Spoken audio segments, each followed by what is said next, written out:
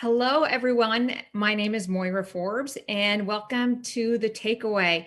Today, joining me is a leader who I have long admired, Danny Meyer, who's one of the most respected and successful restaurateurs in the U.S. He's the CEO of the Union Square Hospitality Group, which has won every award, numerous awards possible, but it's best known for acclaimed restaurants like Gramercy Tavern, The Modern, and Union Square Cafe.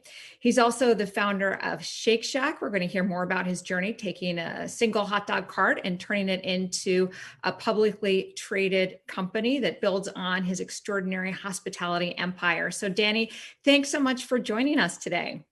Thank you, Moira, and good to see virtually every one of your audience members. Well, thank you for joining us. The show is about the takeaway and really drilling down on key insights and perspectives in terms of how to think about these defining times, but also as people are navigating critical junctures in their careers.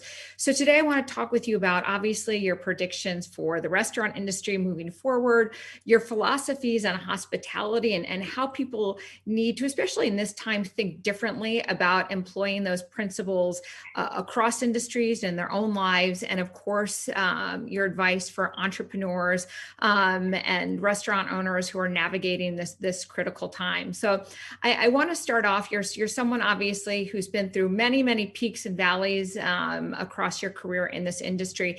In looking over the past 18 months, what did this moment in time reaffirm for you as a leader?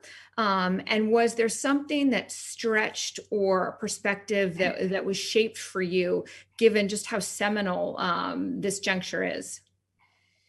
I think, if anything, Moira, it reinforced the importance of listening with all of your senses, because there was a lot of people who had a lot of feelings that needed to be expressed.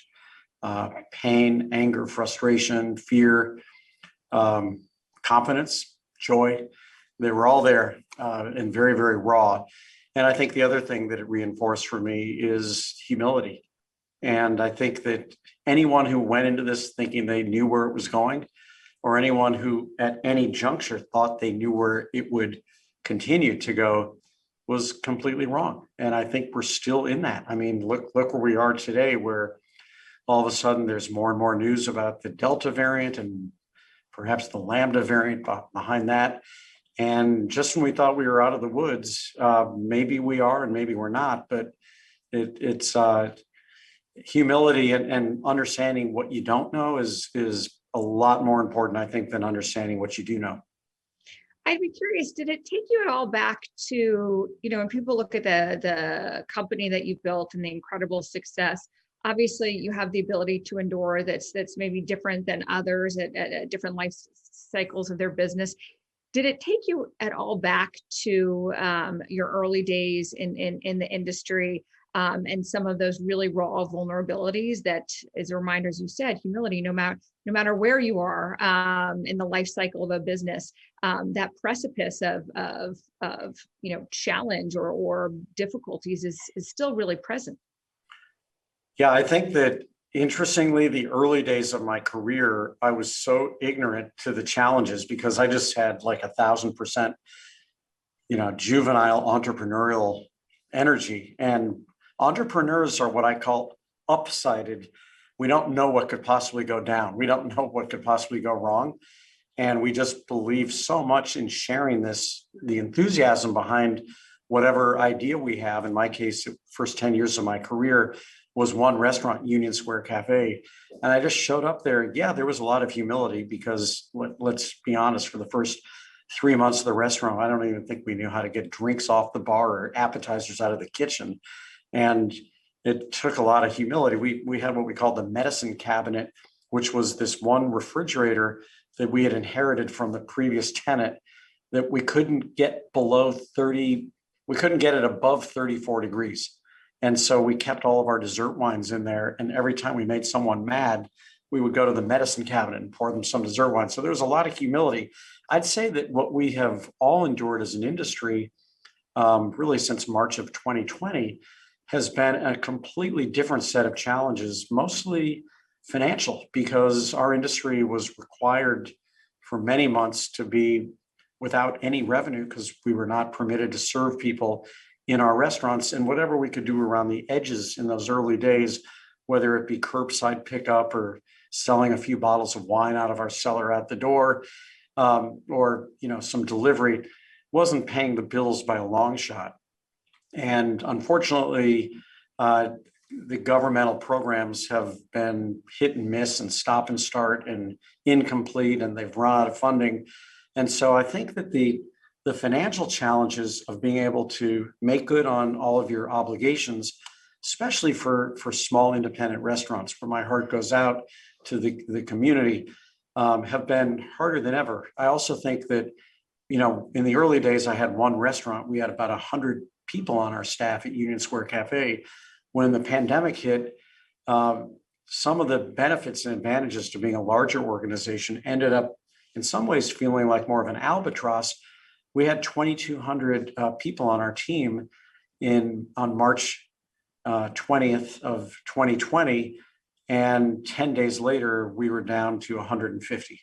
And so the whole notion of saying goodbye and unraveling an incredible group of talented people, and then trying to build it back up. Today, we're up to just over 1,000 people. So things are definitely coming back in the right direction, and we are determined to keep that momentum going right now. So much of this, I think, you've talked about as we look to the future of the restaurant industry, is there's a reset in terms of reassessing business models and efficiencies. Obviously, a moment like this, the financial stress is just a matter of survival, but the opportunity to build back stronger and more resilient business models.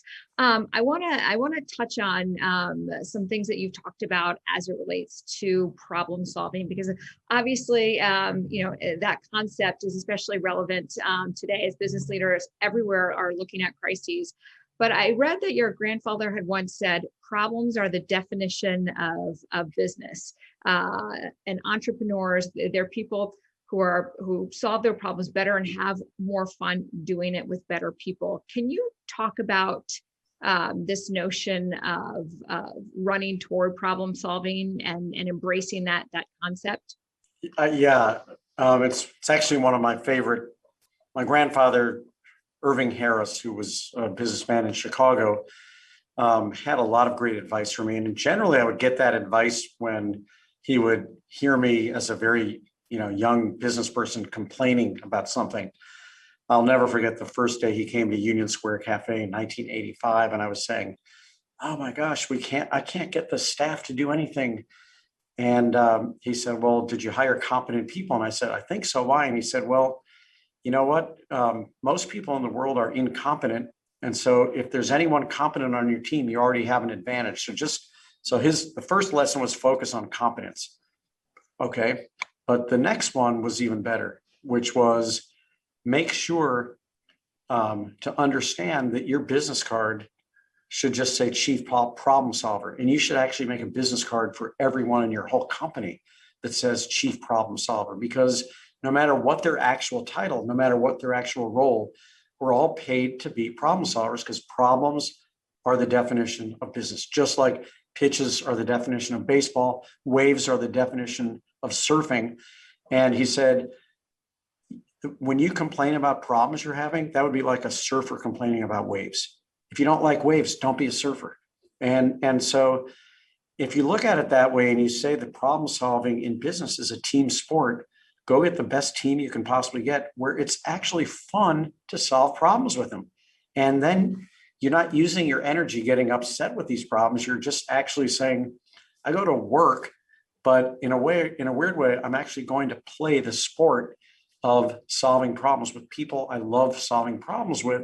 And just like if you had a regular game of tennis, let's say with a doubles game, let's say, tennis is a game of problem solving. Every time someone hits the ball, you got to solve a problem of what you're going to do with it. And you're going to work hard and you're going to perspire. And when it's done, you actually want to go have a beer with the guys you were solving those problems with. So I've really taken that advice to heart. And I'll tell you, it has come in really, really handy during this past year and a half, where many of the problems we were solving at all hours of the day and night were by Zoom. And, I would say that this team grew closer together as it contracted, is solving the problems of how do you communicate really hard news to people?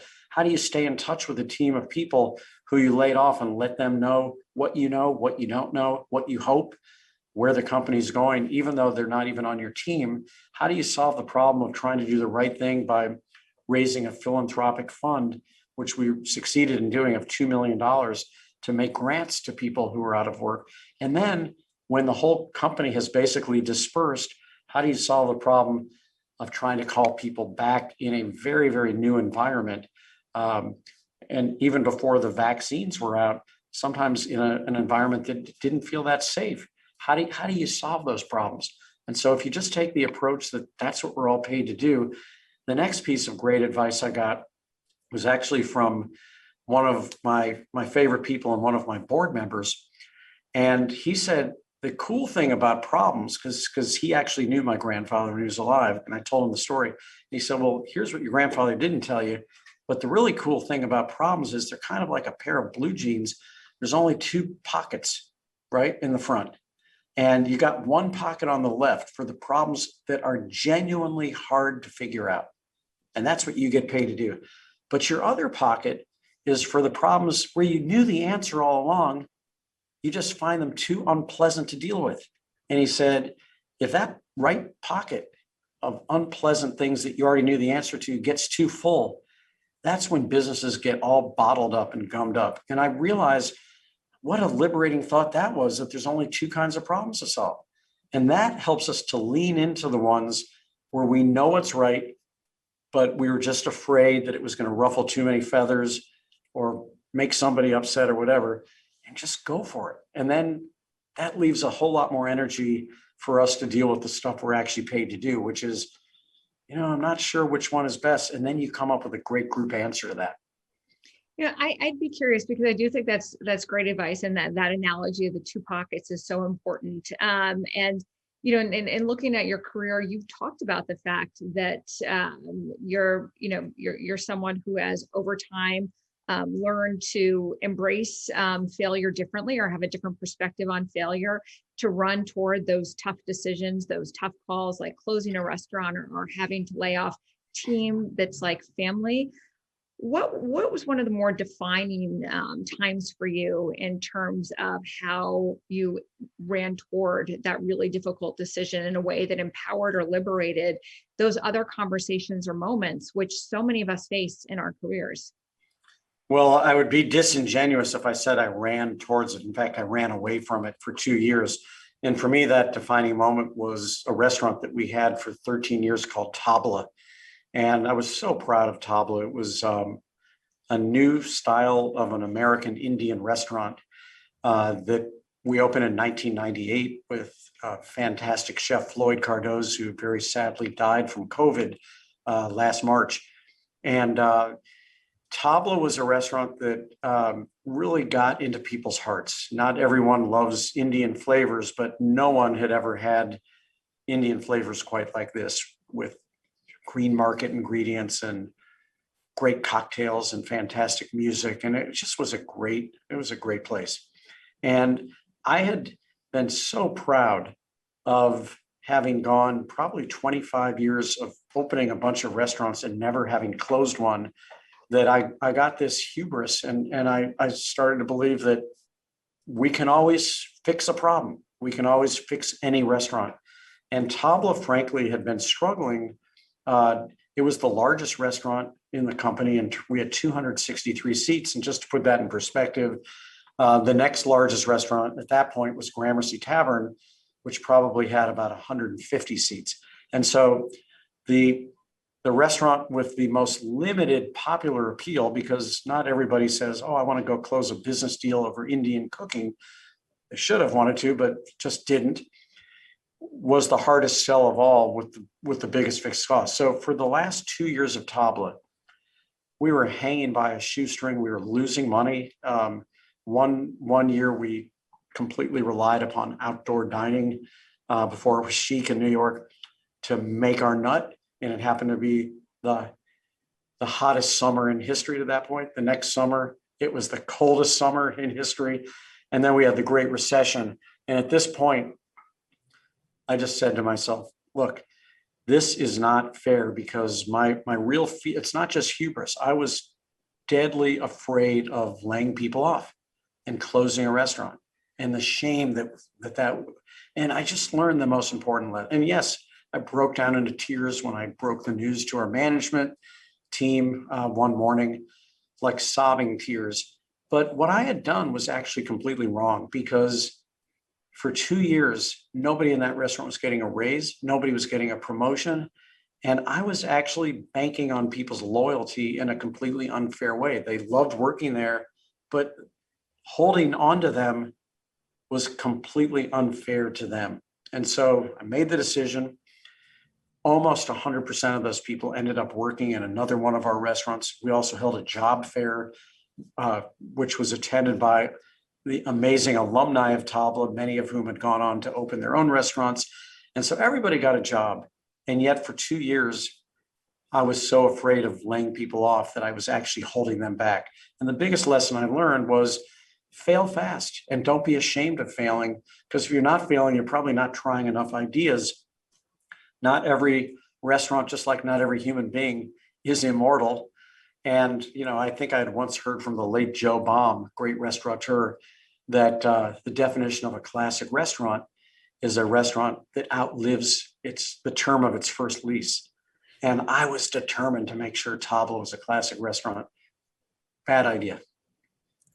I want to drill down a little bit more on this concept of scale, and when you let go and when you scale up, because for years you've talked about the question of how to expand was something that you struggled with, that the deep-seated belief when you had Union Square Cafe became one of New York's most beloved restaurants, that scaling would end in a calamity. It was a belief, you said, that was shaped by your father's own experience as an entrepreneur, and that almost came true when you talk about then opening Gramercy Tavern and both restaurants suffering. Earlier in the conversation, you said that not only as a CEO, you have to have a business card that says problem solver, but everyone else in the company does too.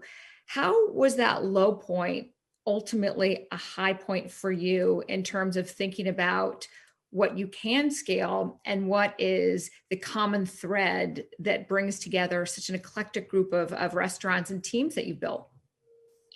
Well, profitability is not a bad way to start. And one of the early lessons I learned is at Union Square Cafe. Over the course of 10 years at Union Square Cafe, I was probably the last person on the team to get the profitability religion. My currency was, if Moira came to the restaurant, did she leave a little happier than however she felt when she came? And generally that worked. I mean, that's how we build our clientele. That's, I think, where we got a reputation for hospitality, because we found ways to let people know we were on their side, along with the really good food and wine. And fortunately, by hook or crook, Union Square Cafe would make money every year. I'm still amazed at how ignorant I was and how naive I was about that. I mean, and if you could see how much wine I was buying, like I didn't know what I was doing, but it ended up being good wine. So there was a lot of luck involved with that. But with respect to scaling, if you're not profitable, profitability may not be the destination of this car, but it's the fuel without which this car cannot get to its destination. And I've always believed that what we call enlightened hospitality is a system for how we prioritize our stakeholders, which is our staff and employees first, followed by our guests, followed by our community, followed by our suppliers, followed by our investors. So I'm putting profitability fifth in terms of the stakeholder priority, but it's not because I don't want to be profitable. It's because I believe we'll be more profitable if we create that virtuous cycle. And furthermore, if we're not profitable, guess who we cannot take good care of? Our employees. Can't give raises, can't give promotions, can't give them growth opportunities.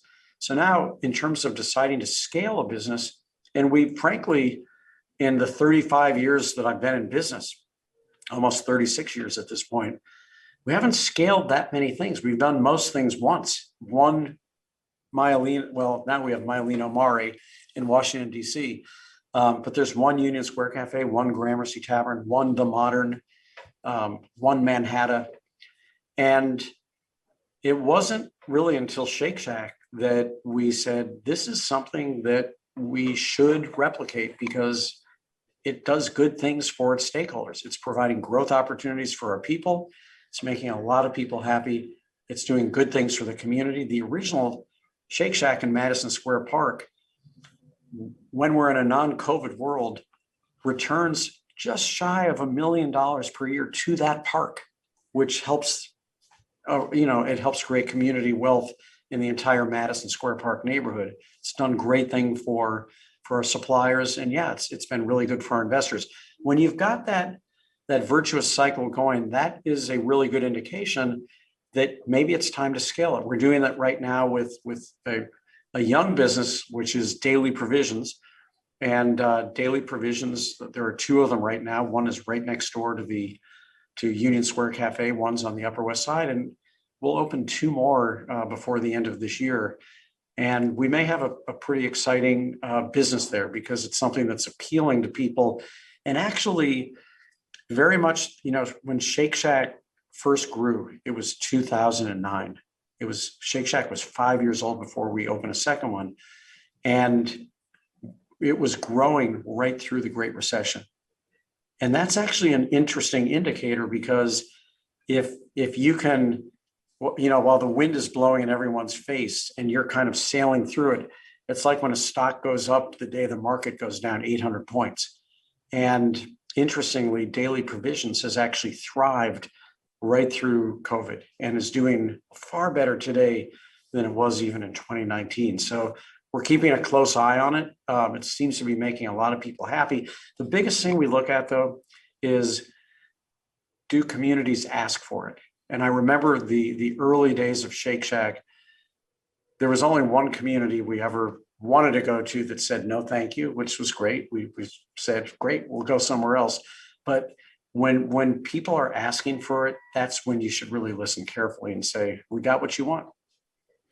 I'm so interested, by your career and what you built, in the sense that in some ways, in many ways, you've either defied convention or gone against the conventional thinking.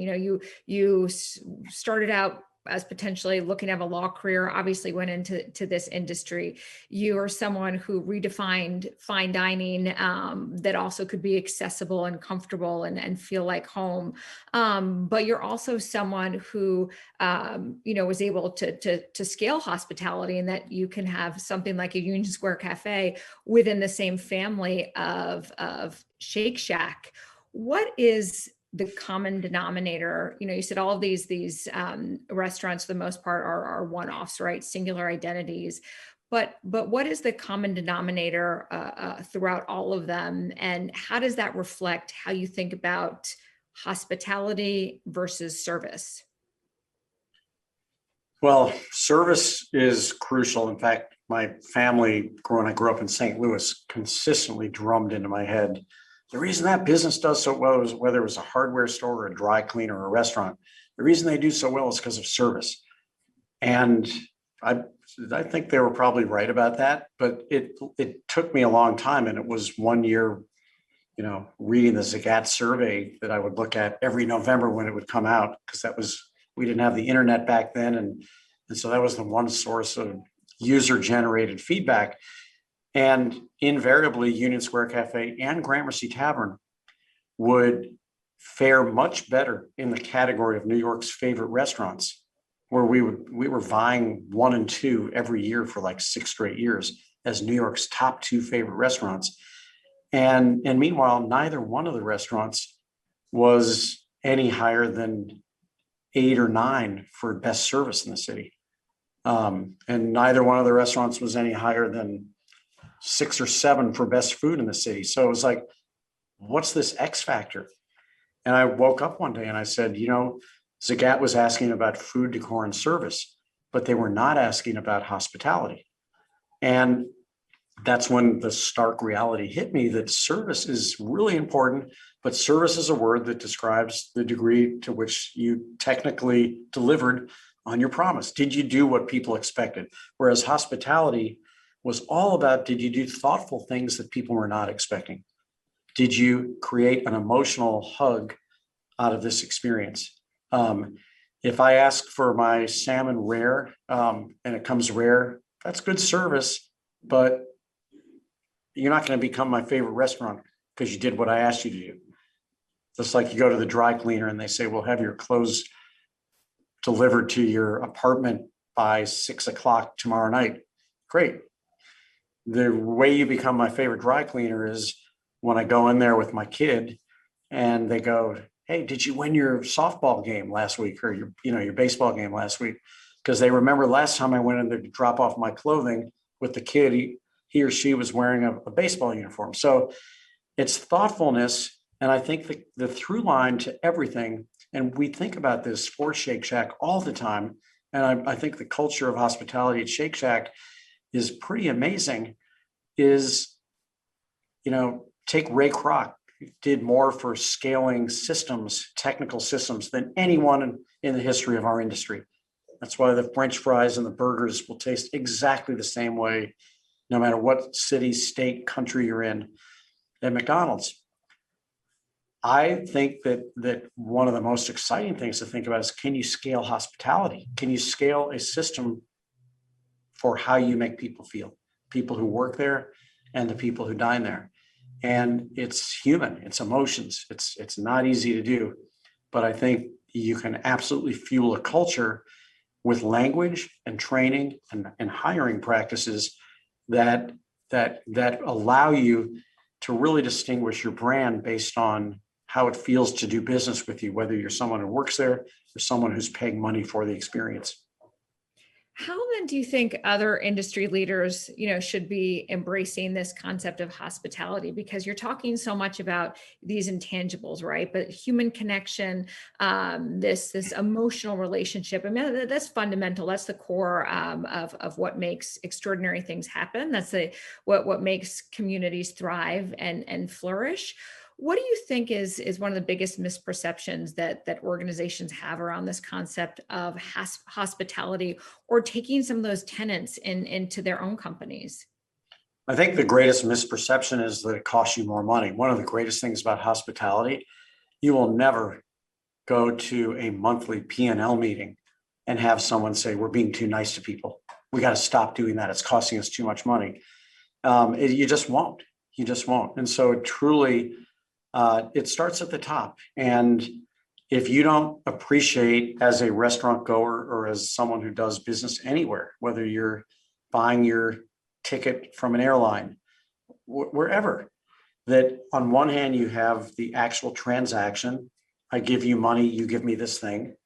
On the other hand, what we try to do is to make it clear to everyone in our company that when someone pays their food bill at the end of a meal, we need to pretend that 100% of the line items on their bill of the food and the drink was free. And the thing they're really paying for is how we made them feel. And I just know that, especially today, when everyone is carrying a smartphone with them, with a camera, that every time you get a good idea out there, it's copyable immediately. The word's going to get out immediately. There's no good idea that gets hidden anymore.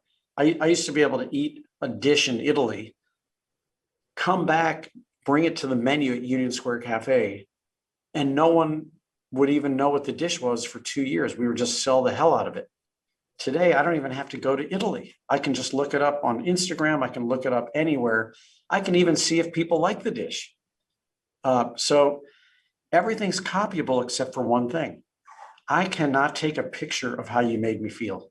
Therefore, I cannot plagiarize it. Therefore, if I can do the thing, the copyable thing, I need to keep innovating. But if I can keep doing innovative things and doing them at a very high level, we believe that only gets you to the 49-yard line. And if you want to win the game, that leaves 51% for how you made someone feel. And I believe that the businesses of all stripes that do the best are the ones who understand that it's the people who we attract to work here who care and who are motivated by a sense, in addition to doing the thing I do really well, I want to be great for the team. And one more metaphor. I'm a big sports fan. And one of the things I love doing, whether it's a baseball game or football game or basketball game, is I watch the bench. I watch the dugout in baseball. Baseball has more statistics than any sport there is. 100% of those statistics are what happened on the field.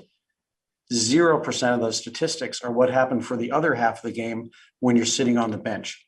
And I believe that who you are when you're on that bench with your team is as impactful, as maybe more impactful than who you are when you're on the field. And so I watch dugouts and benches, and you can see the chemistry. So what I would tell any business leader is, don't just hire the most talented person at what they know how to do. Make sure that that person is also incredibly talented at advancing your culture, because that's how you're going to win. I think that's great advice, because those are the inputs, right? As I said earlier, that you so often, I feel like many of the things that you've done have gone against conventional wisdom, such as putting your employees first, right? You always hear that the customers are always right, put them first. But when you start to really think and invest in your employees and your teams, those are the inputs where the output is what you see on the field.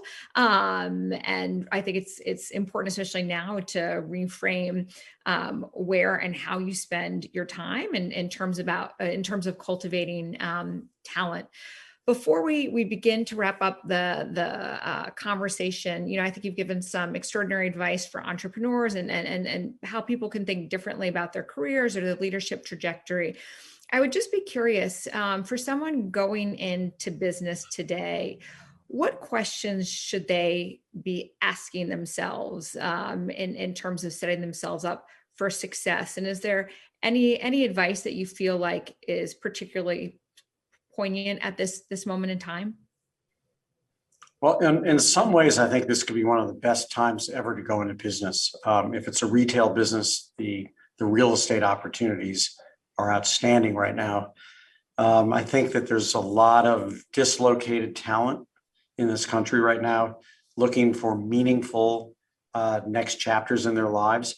And so I also think that, one of the things we've all learned how to do during COVID is to work remotely when we need to. And so it's kind of amazing that depending on what kind of business you're in, you might be able to hire somebody who doesn't have the need to commute, within approximate area of your business. And so the talent pool could be actually larger for some businesses. So that would be thing number one, is just timing is everything. But number two is, I think that if you're starting a business, really ask yourself, is this business solving a real problem that people have? Does the world need this? And do I really believe in my gut that this thing that they need, I can actually do it really, really well, and maybe even build a moat so that it's going to be harder for others to compete with me at that level. And then third, I would say, do I really have the stamina to get this done? Because being an entrepreneur is not for quitters. It's for people that are looking for solutions on a daily basis, that believe deeply that this thing is going to make the world a better place, and can bring a whole team of people with them who are of diverse talents and diverse backgrounds, but hopefully of a very consistent heart set. I call it sometimes mindset, sometimes heart set. I want to surround myself with people who come to work hoping for the same outcomes, but have many, many different approaches to how to solve the problems. I love that. I love that different approaches. And as you said, it always comes back to how do you solve the problems? And that's what entrepreneurs do, right? Make our lives easier, better, and solve problems. Sometimes ones we don't even know that we have yet. Before I let you go, Danny, I end every conversation with a speed round of really quick questions, just to get a few things, a few more tactical, practical tips from your brain in terms of how you set yourself up for success. So can I go through the round with you really quickly? I don't think I have the right to say no. I have you stuck here. Although you could just shut your computer screen. It's a little bit easier than if we were in person. Okay. So Danny, here we go. What's one thing, the first thing you do in the morning that you feel like sets you up for a successful day? I read last night's news and today's news, and I subscribe to a bunch of newsletters and just get my day started by trying to have the edge of at least knowing what's on people's mind. And then I read the weather report and I read the Dow futures, and I just kind of get a sense of what am I going to be stepping into. Yeah, where's the day going to take me? If you were to describe who you are and the core of your DNA in just one word, what would it be? Goofy. What's I think people think I'm a lot more serious than I actually am. Do you think that's the biggest misperception people have about you? I think so. Yeah. I have fun taking problem solving seriously, but I'm having fun the whole time. Which is that's how you can play the long game. If it's not fun, then success is short lived. What's on your perennial to-do list that just never gets done? There's some travel. I did and will once again do a lot of travel, but I think Asian travel and Southeastern Asian travel is something I think about all the time, and I just haven't gotten it done. It is brutal, and it's usually a connecting flight. I have a rule in the world: I'll go anywhere in the world if it's one flight. But those are very long flights. What's one rule or phrase you want, if you could banish it from the vernacular in business today, what would it be? No problem. Can't stand that. How about you're welcome? I love that. What's the worst piece of career advice you've either received or you hear people commonly use? I've got the best piece of advice. I'll take it. I got from my beloved grandfather, who said, for some reason, you picked one of the worst businesses to go in, the restaurant business, and it's also a business that's in the public eye. This is when he was hearing me complain about a restaurant review. And he said, just remember, whatever they write, you're never anywhere nearly as good as they say, and you're never nearly as bad as they say. So you just have to just know who you are, remember that, stay centered, and try to tune out the noise. If you had one superpower you could use in your life, what would it be?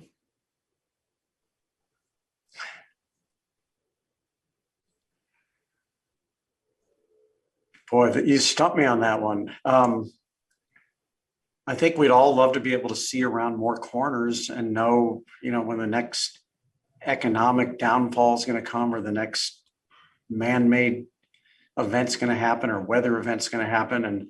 But still, what would you do? What would you do differently? So I don't know. I would dig a hole then. I just, you know what? If I had one superpower, it would be to just consistently find time to advance the balance I have between taking care of my heart, my mind, my spirit, and my body. As long as I can keep those things in better balance, I'll keep being the Energizer Bunny. I love that. Three last quick questions for you. Is there a quote or mantra that you live by, or that your team hears you say often? Yes. Always try to leave your campsite neater than you found it. What's one thing in the past week that has surprised or delighted you? You talk so much about that in the context of hospitality. What's the most recent thing that comes to mind? I think in the last week, what's really been fascinating is the degree to which the tipping point in this country seems to be more and more people understanding how important it is to be vaccinated, and that the degree to which we've had any recovery at all is completely aligned with people being vaccinated. And I think more and more people are understanding that no one wants to go backwards, and we could if we don't get more people vaccinated. Yeah, no, that is true. I feel like it's good. It's been positive to see that momentum pick up again. And sometimes these challenging events require, or what's the catalyst, what becomes the catalyst for that push. Last question for you, Danny. I mentioned the show is the takeaway, lessons and insights from great luminaries and leaders like you. If someone were to take a look at your life and your career and what you've built, what would you want them to take away from it? What's the moral of your story, at least in terms of the chapters you've lived so far? Maybe to get rid of this notion that nice guys have to finish last. I hope that's the case, because I think that nice people want to work in every kind of business. And I don't think there's anything about capitalism, which I love. I am a very proud capitalist.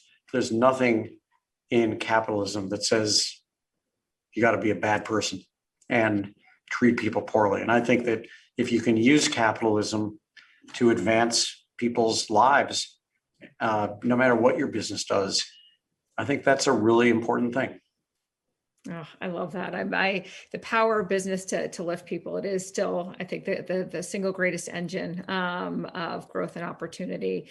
If it's if the principles, the core principles remain true. So, well, you are someone who lives that and has exemplified that and is nice. And now we've learned goofy. And many of us have benefited both from the extraordinary restaurants and experiences, but also the insights that you brought into the world. Danny, thank you so much for joining us today. Thank you so much, Moira. Great to see you. And thanks to everyone who tuned in, and we look forward to seeing you next Wednesday for the next episode of The Takeaway.